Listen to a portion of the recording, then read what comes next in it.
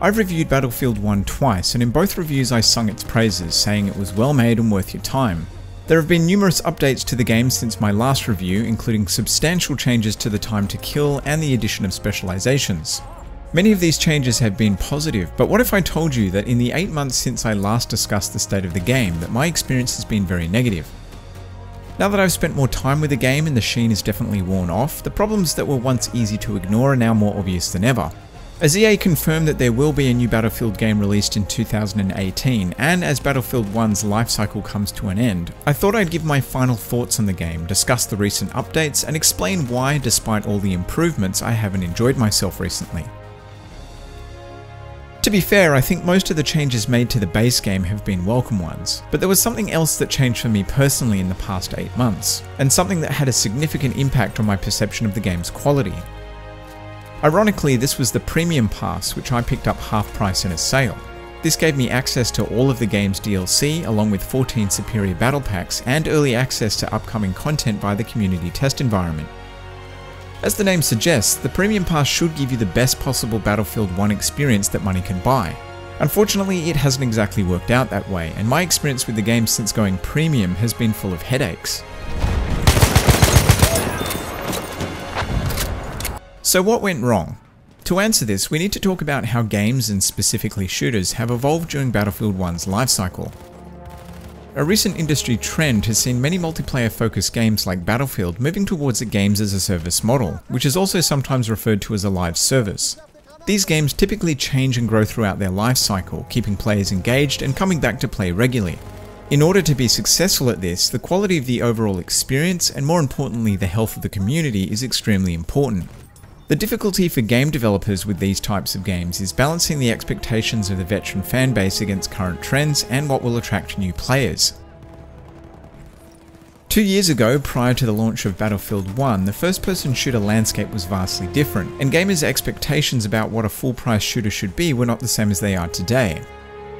Controversy around loot crates and season passes hadn't yet hit critical mass, and what was acceptable, or at the very least tolerated back in 2016, is now enough to draw widespread criticism and have a significant impact on sales. DICE's other big shooter, Battlefront 2, is a good example of this shift in strategy. Its approach to DLC is much more in line with what gamers have come to expect from an online shooter, providing free content and seasonal events rather than paid expansions. Yeah, so EA and DICE's approach with Battlefront 2 might have missed the mark somewhat, but it's still a good example of how much the industry has changed in a 12-month period. And isn't that a depressing thought? So how does Battlefield 1 fare in this new world of games as a service with its traditional expansion strategy? In short, not great.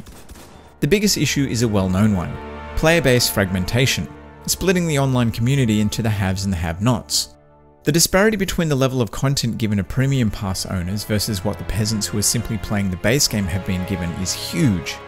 All up, Premium players will receive 19 new maps and 29 additional new weapons, along with new vehicles and gadgets, while there have only been 3 new maps, 4 new weapon variants, and 1 gadget added to the base game.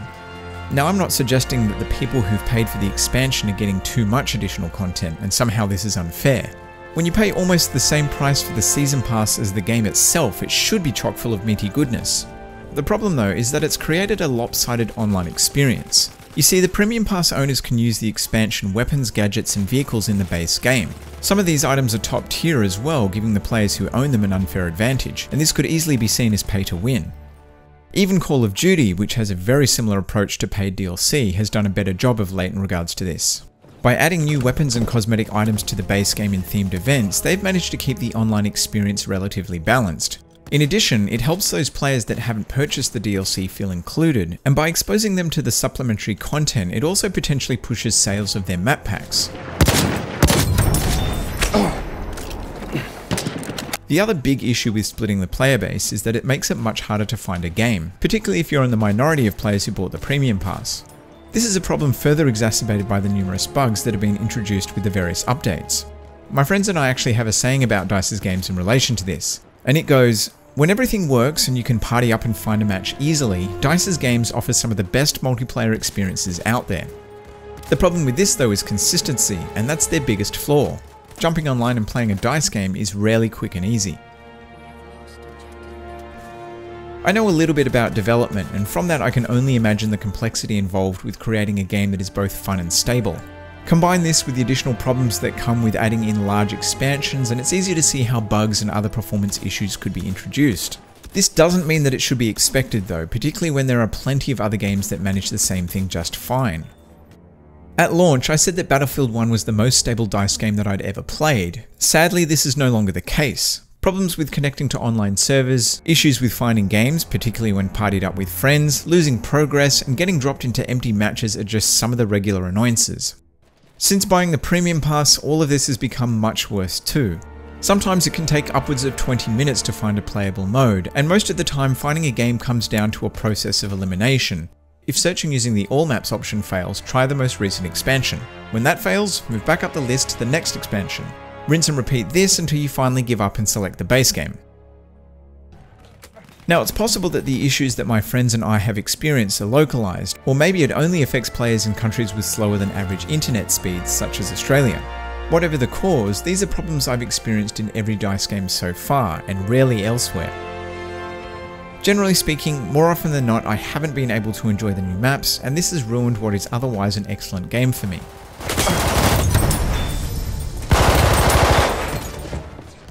It's a real shame because the quality of the content in the expansions has been pretty good overall. There has been a bit of backlash from the community about certain things such as the changes made to Conquest, but the added variety and number of new weapons, vehicles and locations have really hit the spot. The new weapons in particular are what originally drew me to the Premium Pass. The base game is a little light on variety, and with so many effective new options available in the DLC, it's an easy way to keep things interesting if you've unlocked everything else. Some of the later expansions did a good job at fleshing out an existing aspect of the game too, be that the naval warfare and turning tides or the aerial combat and apocalypse.